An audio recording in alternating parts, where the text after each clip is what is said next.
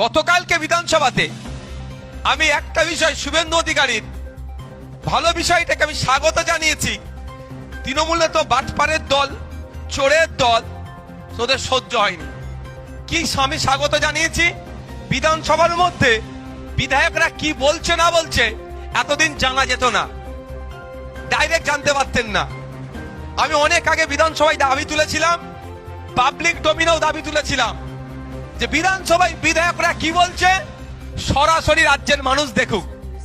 তো গতকালকে শুভেন্দু অধিকারী মহাশয় অর্থাৎ রাজ্যের মুখ্যমন্ত্রী বললেন এবার থেকে বিধানসভায় বিধায়করা কি করছে না করছে সরাসরি দেখতে পাবে। এটা ভালো জিনিস না খারাপ জিনিস ভাই? তো শুভেন্দু অধিকারী মহাশয় তথা মুখ্যমন্ত্রী এই ভালো জিনিসটা করেছে, তো ভালোকে ভালো বলবো না খারাপ বলবো ভাই? আর দাবিটা তো আমাদের দীর্ঘদিনের, তাই উনাকে ধন্যবাদ মানে কি এটাকে কৃতজ্ঞ জানিয়েছি, ওয়েলকাম জানিয়েছি যে এই যে ব্যবস্থাটা নিয়ে আসছেন এটাকে স্বাগত জানাচ্ছি।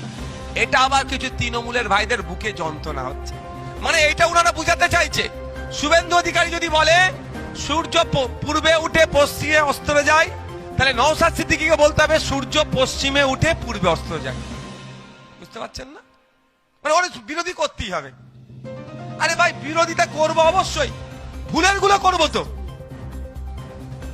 সময় অনেক আছে। অনেকে বলছে তিল জলার বুল্লুজান নিয়ে কেন কথা বললো না?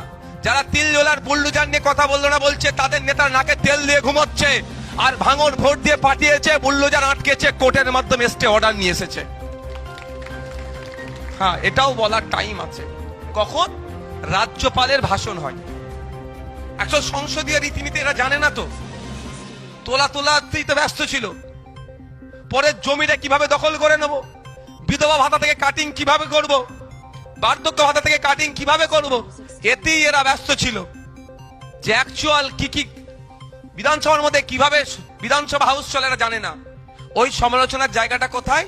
কালকে ছিল শুধু ধন্যবাদ জ্ঞাপন, কিন্তু যখন সবাই একটু একটু করে বলছিল আমি একটু তুলে দিলাম। ওটা রাজ্যপালের ভাষণের ওপরে এই আলোচনাগুলো করতে হয়। হ্যাঁ, তো আলোচনা করব, বলে যাচ্ছি, আমি যদি ভুলে যাই মনে করিয়ে দেবে। রাজ্যপাল ভাষণের যখন দেবে তারপরে স্বপ্না বর্মন তৃণমূলের প্রার্থী হয়েছিল, তিনি একজন আন্তর্জাতিক খ্যাতি সম্পূর্ণ প্লেয়ার, তার বাড়িতে আগুন লাগিয়ে দিয়েছে। রাজ্যপাল ভবন ভাষণের সময় আমি এটা নিয়ে চর্চা করব।